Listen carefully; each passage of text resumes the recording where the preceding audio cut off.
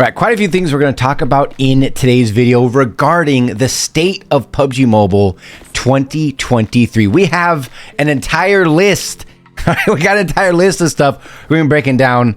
The good, the bad, the pros, and the cons of kind of everything. But overall, when we're talking about gameplay, right? Gameplay, which it's a few different things, but gameplay as far as like bugs and glitches, for example. The bugs and glitches used to be littered. I mean, the game was caked, especially every single update. There would be not one, not two, not three. There'd be like 4 or 5 new bugs that we'd never even seen before. Often some of them would be fixed rather quickly, other ones not so much. This last update though, 2.8, I haven't made my 2.8 video. I said, if you're seeing any bugs or glitches, you know, what are they? Other than hail glitch, you know, some of the things that have been in the game forever. But as far as anything new, it was kind of crickets. It's kind of crickets. It was nice. It's just like, you know, no one was really complaining about anything, at least nothing major, nothing that's really going to completely change your game, right? Which is awesome. I mean, every update for the last 5 years, you would get hammered with bugs and glitches, but it's just not the case here in the 2.8 update. So whatever they did, they gotta keep it going. As far as things like crates, right? This is something that often gets talked about, you know, a lot on the channel, you know, a lot in the forums and, you know, social medias, is crates. And I've touched on this in the past as well, which is the nicest thing about this game is that it's free to play. I don't want to talk about devices, okay? We're not gonna go there, okay? We're not gonna go there as far as devices. That's a total different conversation. But as far as, you can't buy anything that's going to make you better than somebody else, okay? You know, we're not talking third-party stuff here. Just the game is a skill-based game. You don't pay money to become better. It doesn't exist in this game. That's why it is as successful as it is. The crates. Now, going back to the crates, 'cause that's one thing, you know, people obviously wanting cheaper crates, which they did go cheaper. Like, I think it was maybe like a year, maybe 2 years ago. Basically, the crates were cut in half. I mean, we're seeing materials all over the place of free-to-play path to gain materials now. So as far as the crates, there's a lot of them. I mean, there's a lot of them, but guess what? You log in, and you don't even have to look at you might get hit with one pop-up, but you hit X, you hit start, you're in the game, and you don't even have to look at the crates. So, and as far as how the skins in the crates, they've been doing an incredible job with the skins, right? And a lot of the military skins that people are always talking about, the things, why are the skins, pink and butterfly and glitter and rainbows? The game has to make money. Okay, I don't know if you knew that for a company or business to stay in business, they gotta make money. I mean, shocking. I know, it's shocking. So those are the things that sells. Okay, those are the type of skins that sells. The skins everybody want, the military stuff. You got the vest. You got the different, the ammo pouches. The basic, military backpack. Like, they have that in the game already, and most of those super basic outfits are free.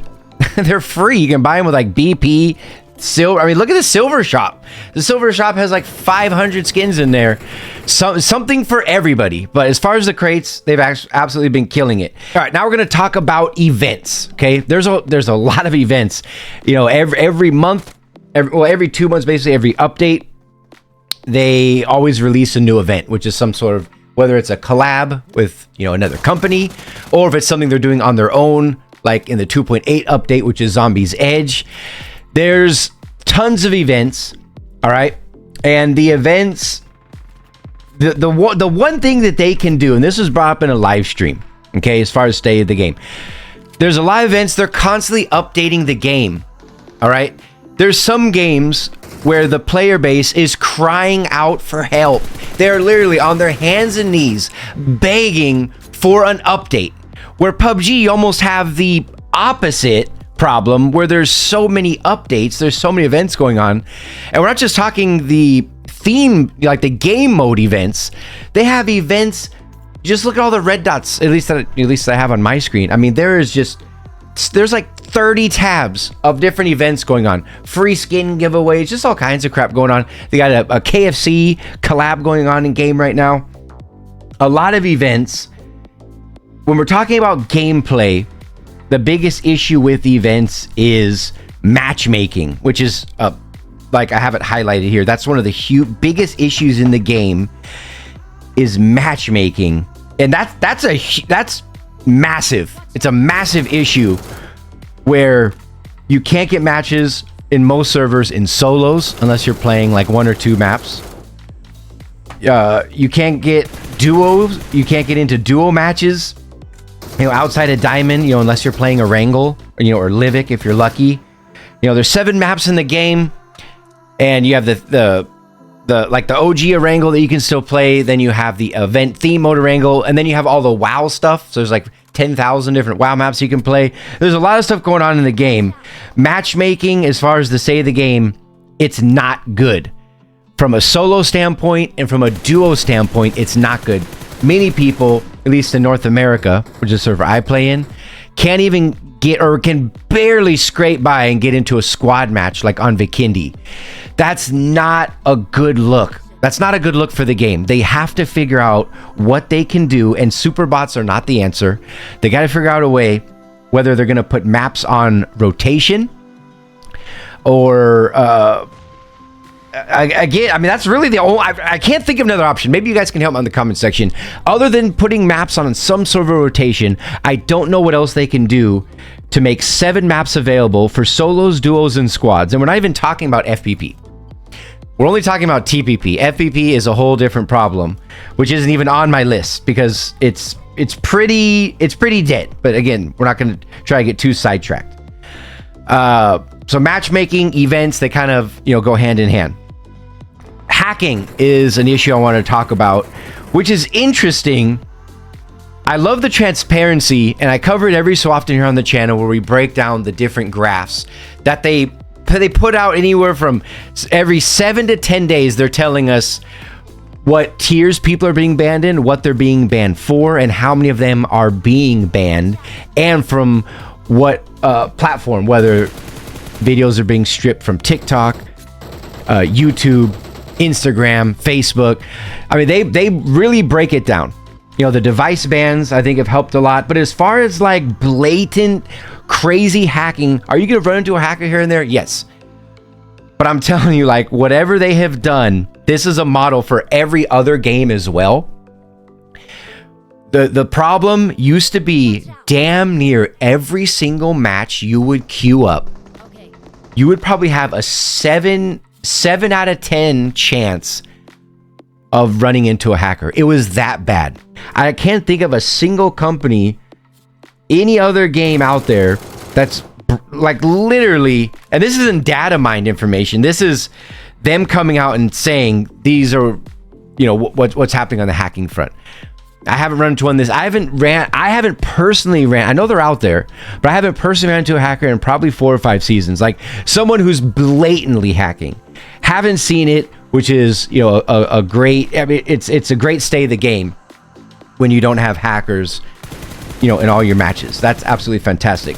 RPs.